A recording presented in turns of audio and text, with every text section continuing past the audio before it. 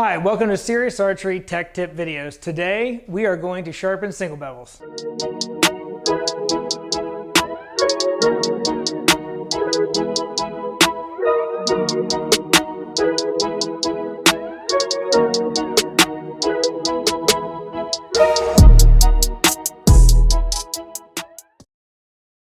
Today, we're going to go over the things that you need to sharpen your single bevel broadheads. To start, you're going to need a good set of sharpening stones. We sell those at Serious Archery Products. They come with a 300, 600, 1,000, and 1,200 grain stone. You need some gloves. These are cheap on Amazon, but these are cut-proof gloves. I don't know, they're $8 or $9 a pair. You need to have them because if you're sharpening broadheads, it's just a matter of when and not if you're gonna cut your hands. Some pieces of copy paper, they're really handy. Stropping compound, you need stropping compound to go along with your strop. And we'll show you how all this works together. If you look, I've cut off just about a 6-7 inch piece of an arrow. We will use that today for holding onto our broadhead. Okay, once we have our safety equipment on here, I've intentionally dulled this broadhead up so that you can see this thing won't even grab paper. Yeah, a little bit. But it's certainly not sharp. By the time we get done, this is going to be really sharp. One of the things that I'll tell you is there are a lot of good sharpeners on the market that you can actually put those jigs that you can put these in, but they're not necessary. This is a very easy process. It can be done by feel and by hand. It just takes a little bit of practice. The single bevel is easy to lay flat on a stone if you just use some thumb pressure and hold it flat. A big key to this is not starting with a grit that is way too coarse for what you need.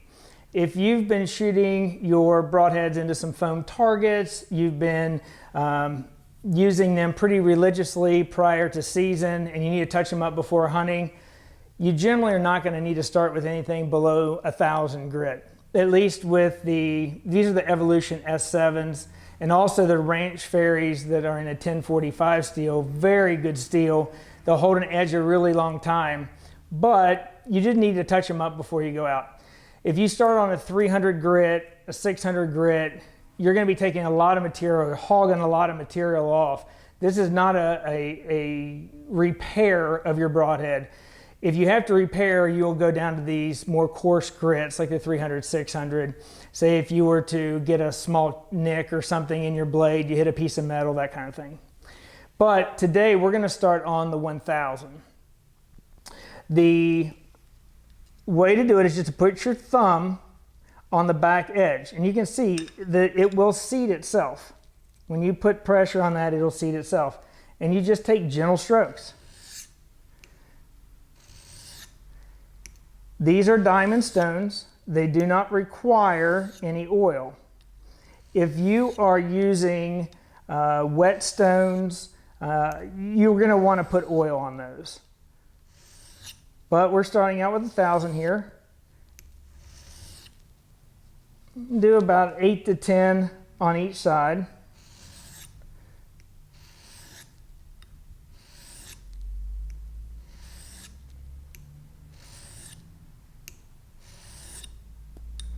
What you want to be careful is that you don't take off so much material that you affect the tanto tip.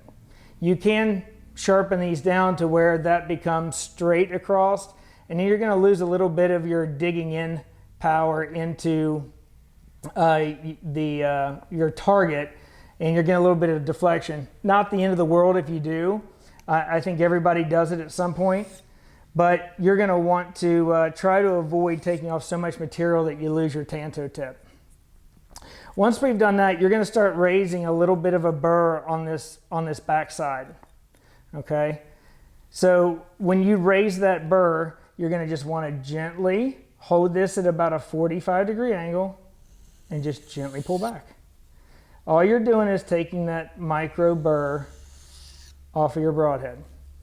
And then you can just check on your paper and see if you're making any progress.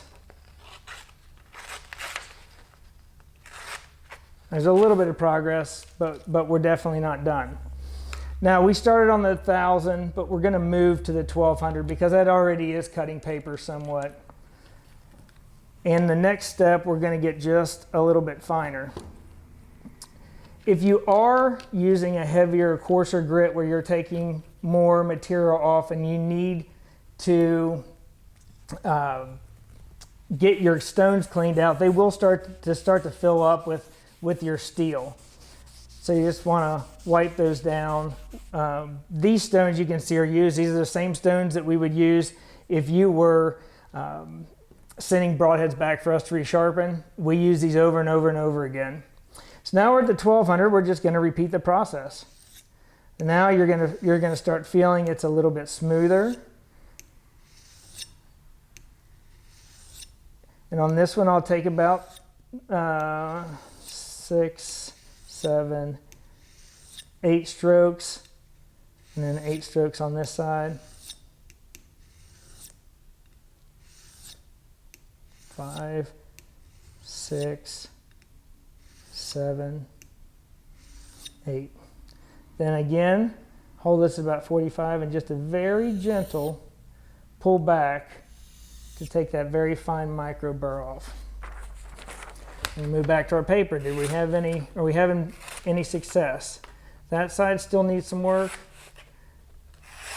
but this side is getting much better. Let's check this one again. Okay, so this side still needs some work. I'm going to go back to the stone about another 8 on this one.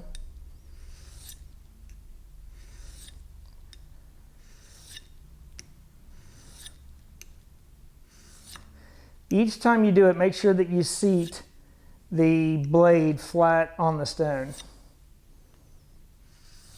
This isn't technical. If you do 8, you do 10, you know, just usually try to make it a habit of doing the same number on each side.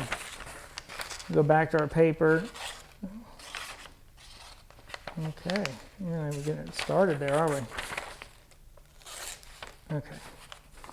So, and go back and we're going to repeat this process. You can see there's some material being taken off here. Just going to clean my stone.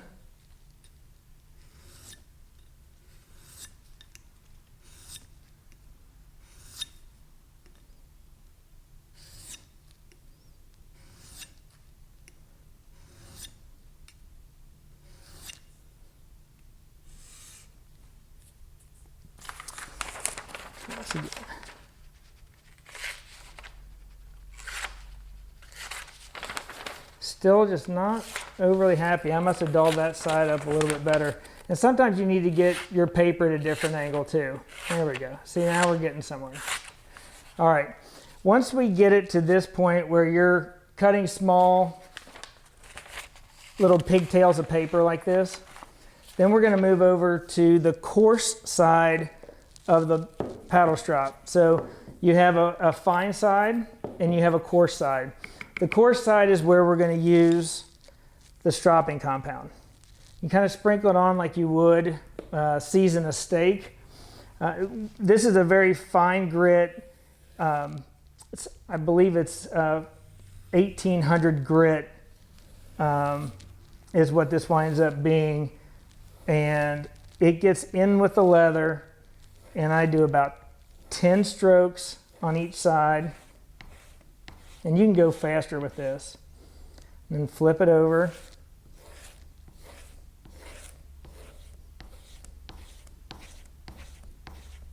Then I do the same thing. And just barely, lightly bring it back. Because you are still raising a very, very small burr, even when you're using the paddle strop. And I don't know if you can tell, but the blade's even getting much shinier at this point. Okay, now look at where we're going. All right.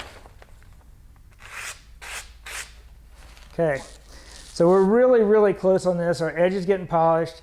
I typically will do this another 10 times.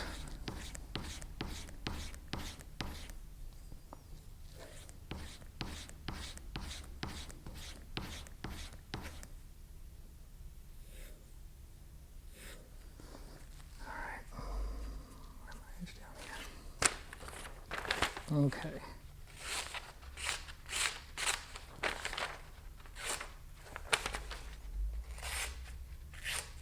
Okay.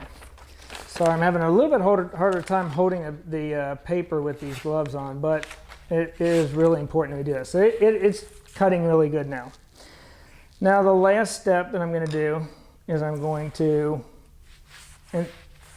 turn it over, and we're going to put it on the smooth side of our paddle strop. This is just kind of the finishing, the icing on the cake, if you will. You can do this quick again. This is not a high pressure thing. You're not going to put a lot of downward pressure on this. We're putting a polish to this. You're going to see that the blade is getting much shinier now. That's bringing some more chromium up to the surface. That's what's going to give you a little bit extra protection against rust. Again, this is just you could sit here and do this all day if you wanted to. You're not going to hurt your blade. I tend to do, 15, 20, 30 strokes on a side.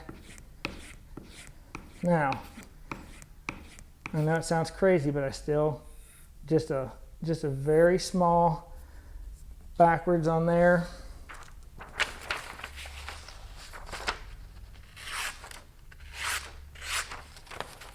And we took that dull blade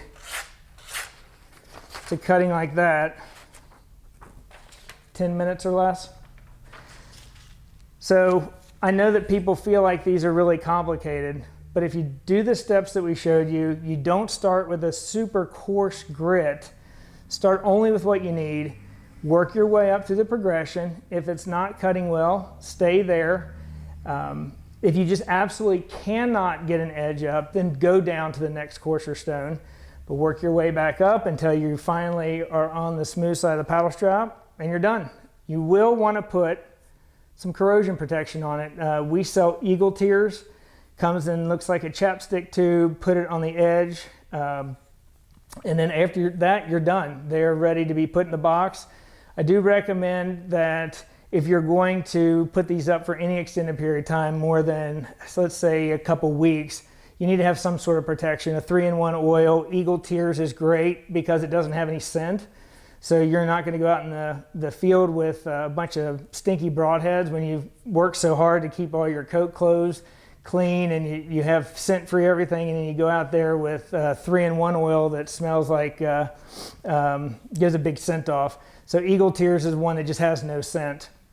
But it's just as easy as that.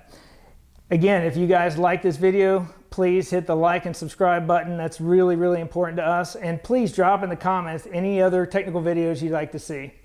But until our next video, thanks for watching, and we'll see you in the field.